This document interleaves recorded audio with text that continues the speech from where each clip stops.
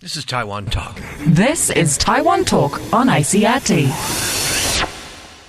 Last month, Taiwan began enforcing new strict anti-drunk driving laws that have raised penalties significantly, including a mandatory stint behind bars for those caught with a high enough blood alcohol content. Taiwan's police are supervised by the Ministry of the Interior, and Interior Minister Li Hongyuan was kind enough to sit down with me recently to discuss the new laws and how he plans to enforce them. Welcome to Taiwan Talk, and today I have once again with me the Minister of the Interior of the Republic of China, Mr. Li Hongyuan. Hello, everybody. Thank you again, Minister, for agreeing to talk to Taiwan Talk. I appreciate it. It is my pleasure to promote our new law. Right, and that is the topic that we have for today. Taiwan has enacted some new laws regarding drunk driving. Yes, because last year, or even this year, we have several very severe cases and caused a lot of casualty. And people are very angry about drunk driving. So ever since the July 13th of this year, we have modified several regulations on our criminal code. Yeah. So some people are saying that the laws in Taiwan now are among the strictest in the world. Is this correct? No, not really. Actually, comparing to Czech Republic, Hungary, Romania, Slovakia, and Sweden, and Estonia, and Poland, I think our law is not very particularly strict. Right, because Nepal, for example, is zero. Right. Yes, yeah. So the regulation now says that 0.15 per liter of blood is considered intoxicated. Yeah. That's a very little amount. Very little amount, and if you, according to the breath test, your alcohol reaches 0.5 milligram per liter, then you will be prosecuted, and the sentence is 2 months imprisonment.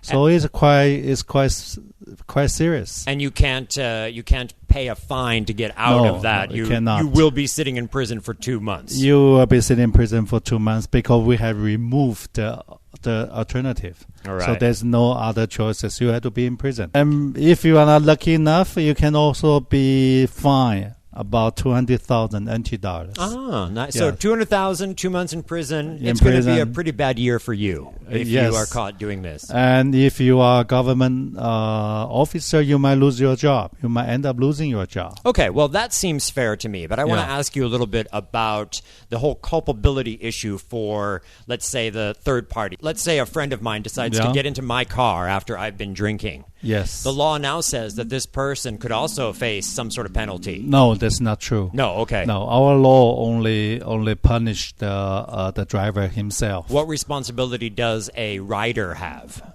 The rider he doesn't have any responsibility at present, but there's talk in the news. Just about talking. But I don't think we at this stage we do not intend to pass the law because it would be quite difficult to gauge the amount of level of responsibility. Like, what do you do? Do you grab their keys? Do you fight them? How would you stop a drunk driver? Am I responsible for calling the police if I see my friend driving drunk? If your friend is driving, you better persuade him not to do that. Okay. But if you sit in the car, you will be okay. But you will be in danger.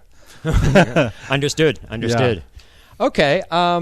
Where in your understanding, what part of Taiwan is drunk driving the most serious? Most serious, I was down south in Kaohsiung area. Okay, and that's because it's more spread out. There's because culture. Okay. Because people down south, their hospitality, they tend to not to say no, and they want to show they are brave. So I can drink a lot and I don't get drunk. Right. So that's a culture problem, but we are working on that. Kaohsiung and the Taichung area. I see. Yeah.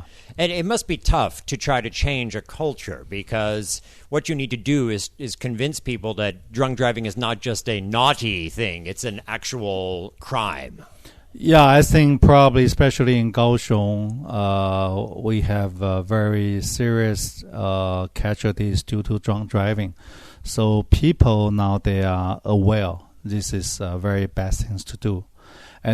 But still, it happens. It happens. So actually, there's a strong campaign, strong promotion. We have put it on radio, TV program. But I think the most effective way is people really be put in prison and people get punished. And if one of your friends get punished, then you are well. Tune in tomorrow for more important info from Interior Minister Lee Hong-yuan.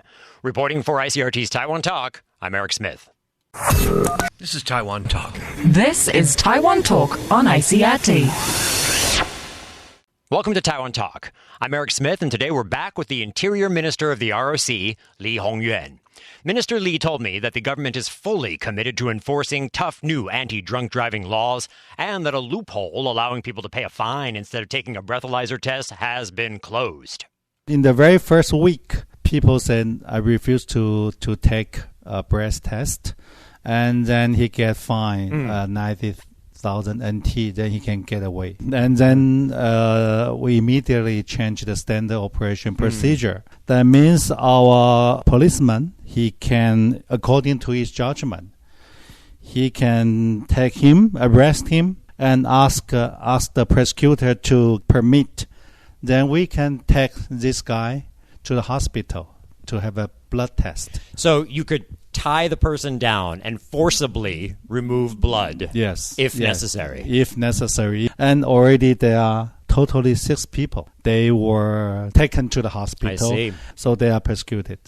We have already changed, immediate change. So that loophole is closed. It's closed. So also don't try that one. Don't try that one. Okay, got it. All right. Every country has people from other countries that live there or work there. And of course, every now and then, some of these people are going to break the law. Yeah. In Taipei, the police perhaps have better equipment, better training. So it seems that when a foreigner is involved in some sort of accident or something, it's pretty usually resolved quite well. Yeah. But in the southern areas of Taiwan, in central and southern Taiwan, sometimes foreigners get away with things by saying, "Oh, boy, or something and the cops sort of just let it go. Yeah. What's being done to change that for both the good of Taiwan's reputation and for safety? Yeah. I think every police department, they have a department called Foreign Affairs Department. Every bureau, they have a Foreign Affairs Department. And, of course, our policemen, they do not necessarily can speak or understand English. Sure, yeah. But if they have run into this problem, they can ask for help. So we have already informed our Foreign Affairs Department they have to strongly support this kind of action. So I think we can handle that. We have enough person in every bureau, police department, so I don't think there will be a problem. You have personally instructed the police in central and southern Taiwan to look into this matter? Yes. Okay, interesting. So I think they will strongly support. You mentioned earlier that central and southern Taiwan are, especially southern Taiwan, is a place where drunk driving happens more frequently. Yeah. Do the police in those areas have the resources that they need to be able to deal with the problem? Do they have the equipment? And they have the equipment, they have the manpower. We have supplied them with extra manpower. So I think the law enforcement is not a problem. So for you, in your opinion, this is like a new day for Taiwan when it comes to drunk driving. This starting 2013, it's a whole new ball game. Yes. I think every month we have 2 times. We call it the cross-country action. And another two times, every local police department, they will also do that. And you don't announce the dates beforehand, I'm assuming. No, we don't announce date. So actually, this become the priority.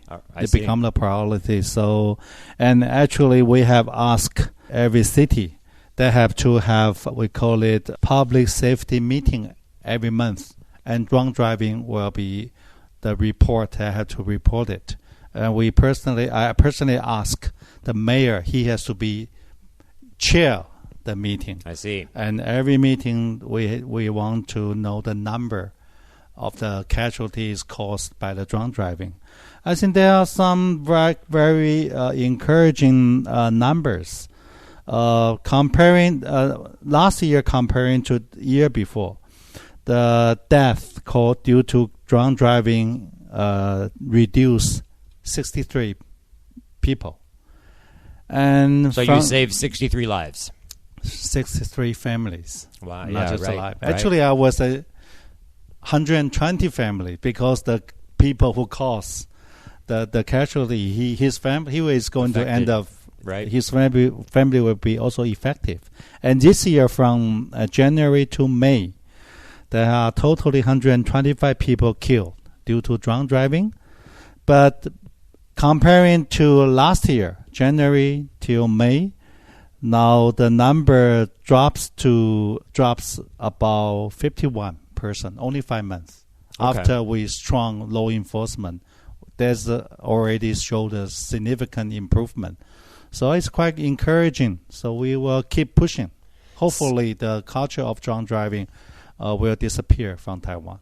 If you want to drink, don't drive. If friends tends to have drunk driving, persuade him not to do that, and then host so that we can enjoy the party and also have a safe environment.